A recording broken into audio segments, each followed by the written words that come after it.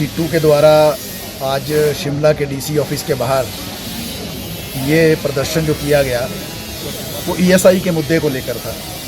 मैं आपके माध्यम से ये बताना चाहता हूँ कि पिछले कई महीनों से शिमला शहर, जो कि हिमाचल प्रदेश की राजधानी भी है, जहाँ सरकार भी बैठती है, जहाँ हेल्थ के डायरेक्टर भी बैठते हैं, इसी डिस्पेंसरी के अंदर कई महीनों से डॉक्टर की नियुक्ति नहीं है। और जिस कारण जो है मज़दूरों के जो ईएसआई के बिल है, मेडिकल बिल, उनका भुगतान नहीं हो पा रहा है। मज़दूरों का जो लीव एनकैशमेंट का पैसा है उसका भुगतान नहीं हो पा रहा है। और कई बार मज़दूरों के द्वारा इस मुद्दे को उठाने के बावजूद भी सरकार और स्वास्थ्य विभाग की ओर से कोई पहलकदमी इस दिशा में नहीं की गई है।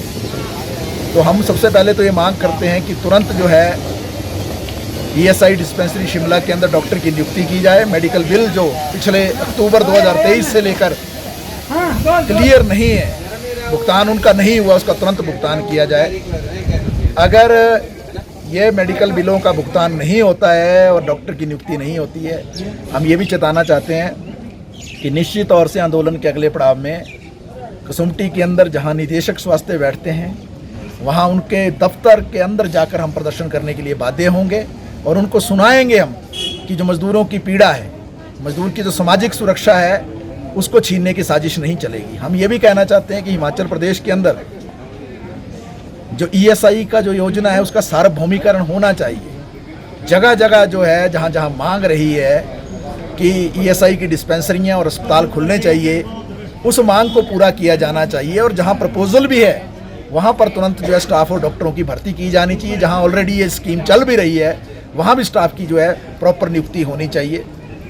हम ये कहना चाहते हैं कि एक खतरा जो पूरे देश के अंदर भी चल रहा है वो ये है कि जिस तरीके से मोदी सरकार ने जो 4 लेबर कोड लाए हैं, उनमें जो एक लेबर कोड सामाजिक सुरक्षा का लेबर कोड है, उसमें ईपीएफ और ईएसआई जैसी जो सामाजिक सुरक्षा की योजनाएं हैं उनको डील किया गया है।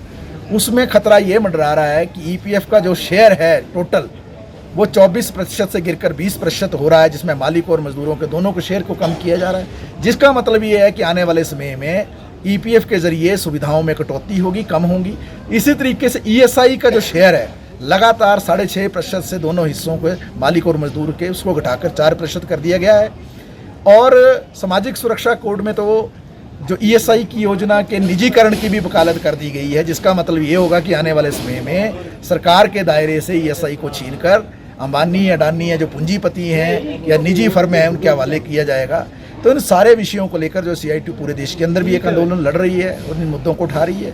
और यहाँ भी जो हमने मुद्दा उठाया है कि डॉक्टर की नियुक्ति, स्टाफ की नियुक्ति के साथ, मेडिकल बिलों का जो है भुगतान के साथ, या लीव एनकैशमेंट के भुगतान के साथ, या जगह जगह जो है ईएसआई की योजना का विस्तार करने के साथ, जो लेबर कोड जिस तरीके से बनाए गए हैं और जिसमें सामाजिक सुरक्षा कोड एक है और जिसमें ईपीएफ और ईएसआई जैसी योजनाओं पर हमला है, उसके खिलाफ भी हमारी लड़ाई आने वाले समय में और ज़्यादा मजबूत होगी।